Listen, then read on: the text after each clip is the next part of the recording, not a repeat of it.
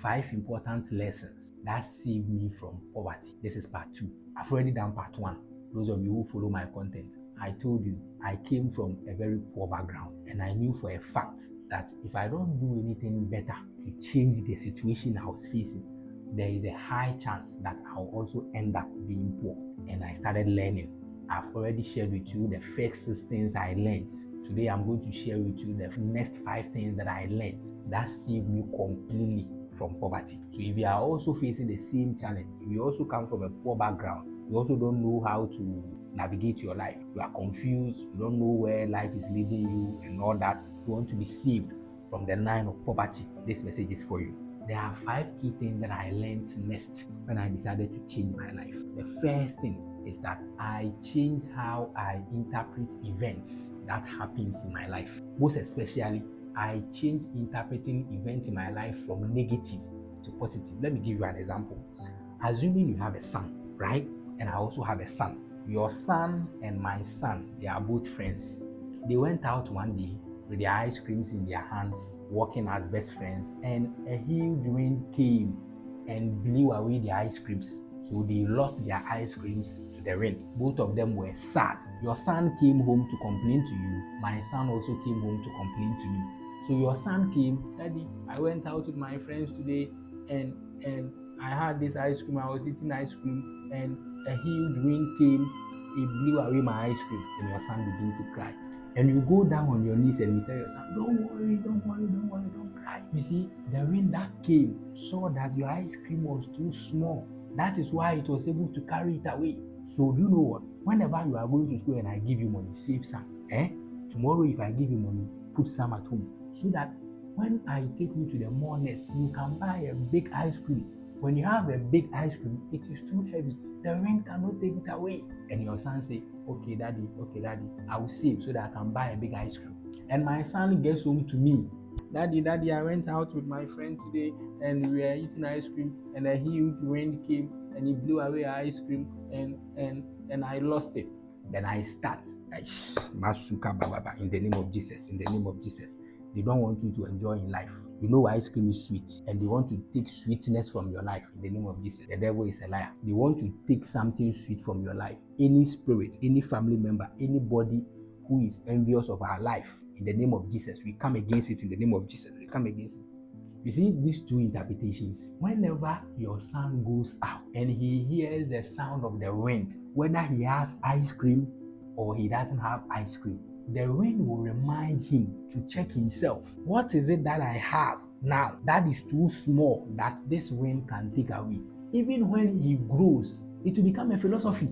He will check his life. Anytime the wind comes, he will check his life. Okay, I'm driving a small car. No, I need to start saving. I need to start saving so that I can get a bigger car. So the sound of the wind has now become a motivating tool for him to develop his life anytime it comes. What about my son? Anytime my son hears the sound of the wind, it means somebody is after his life. It means somebody doesn't want him to enjoy his life. Somebody wants to come and take some sweetness from his life. And that feeling brings fear. That feeling brings worry. When you interpret events positively, that in itself energizes you to go through life.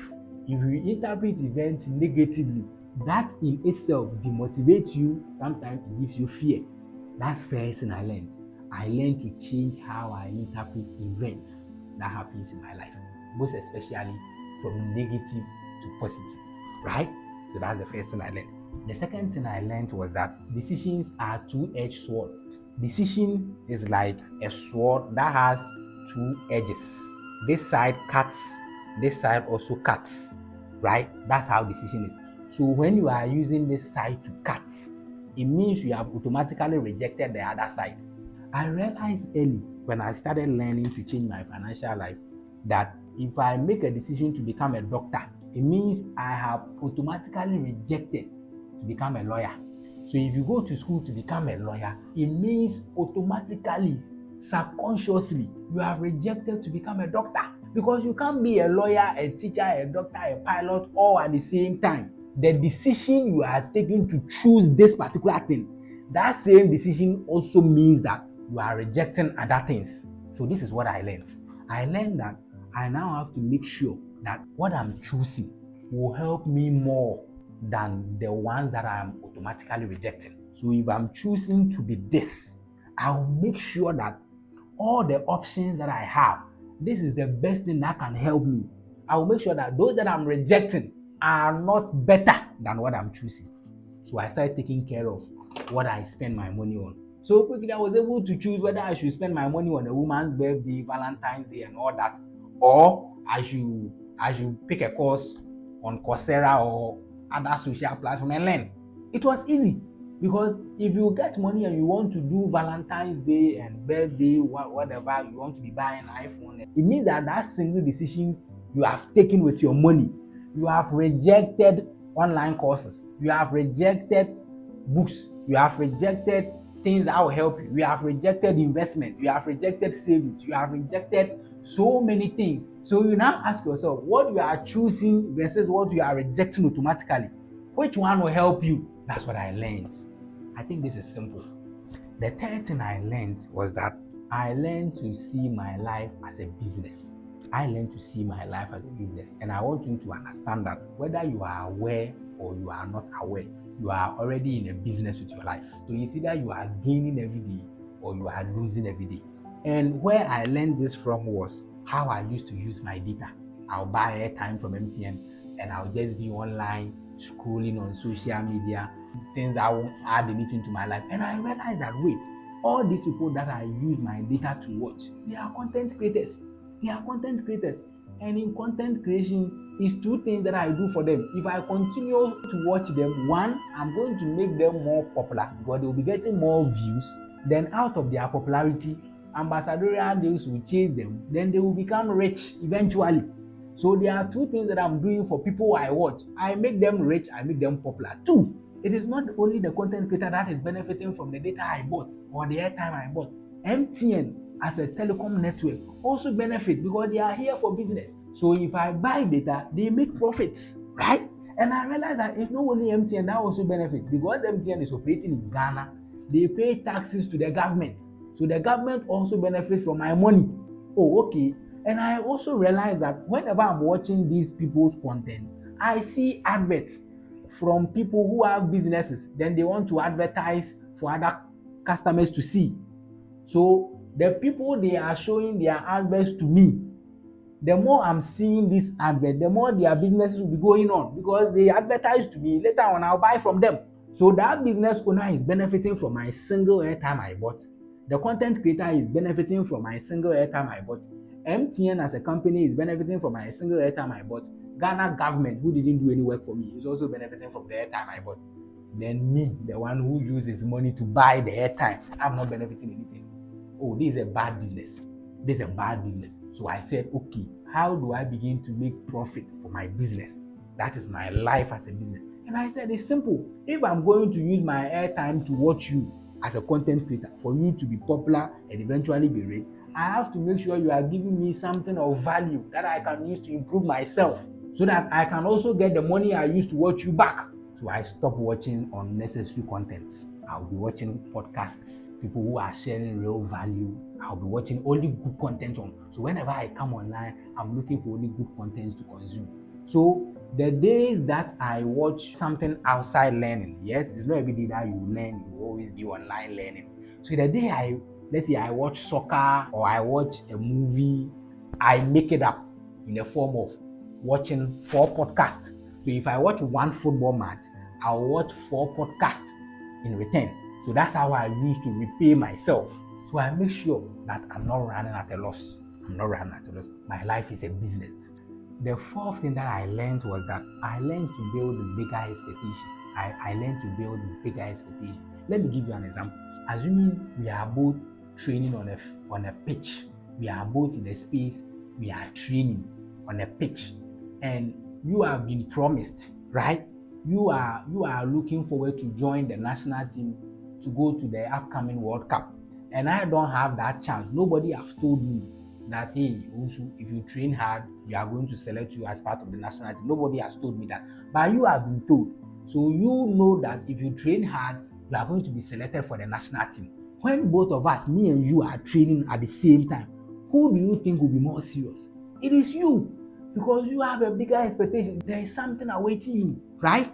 You have an ambition. There is something you are trying to achieve. You are expecting to go to the World Cup, and that in itself gives you energy. I realized that the difficulty I had in reading books, sometimes when somebody say go and read book, watch podcast, and I was always lazy. I would pick book and I'll be sleeping. I will watch podcast and I'll be sleeping, and I realized that it was because I didn't have an ambition. It is because I didn't have any better expectation for my life. That is why I didn't see the need. So when somebody says I should go and find a book to read, I feel like I'm doing a person a favor. But immediately I crafted a vision for my life. I created a very big expectation that, hey, I want to be here at this level of my life. That expectation gave me energy. So when I am training hard, I am energized because of the expectation I have. So I learned to build bigger expectations. The last thing I learned that completely changed my life, number 5, is that I learned that there is no one-sided coin. There is nothing on this earth that has only one side. So I realized that positivities in life are always accompanied by negativity. I found out one time in school where my friend came to me and his father was a businessman, and he was telling me that the father used to ship things from abroad to the country. He's a businessman, and he was telling me that these containers that were coming for his father, unfortunately they lost the containers to the sea. And I'm like, oh, that's so sad. That's so sad. But coming home, I was thinking, I'm like, wait, this kind of experience can only happen to people who also have their containers on the sea coming. If I don't have any container on the sea, I won't have this problem. I won't have it. If I'm not married, there is no way I will have divorce. So divorce is only for people who are married. If I'm not alive, I cannot die. So death is for people who are already alive. If you are not healthy, you cannot be sick. So sickness is there for people who are already healthy. So I realized that most of the time, people want the blessings, they want the positives, and they pay much attention on building themselves for the positive. That's one side of the coin, but they don't prepare for the other side of the coin. So when that negativity hits, they want to eliminate themselves. They want to end it all because they didn't prepare adequately. So what I learned is that once I'm preparing to be successful, I have to also prepare for dangers. There are so many people whose businesses have collapsed, and because it collapsed, they develop mental breakdown, they develop stroke, some of them died because they were not prepared for the other side of the coin. So when you are chasing the positivity of life, when you are chasing the blessings of life, know that what you are chasing, it comes with a baggage, and so you prepare for that baggage. And so I started preparing myself on two sides of the coin. So you grow on two lanes, and it saved my life. Please continue to subscribe to our YouTube channel and keep following us. We need to build this so that other people will also benefit. That's what I came to tell you.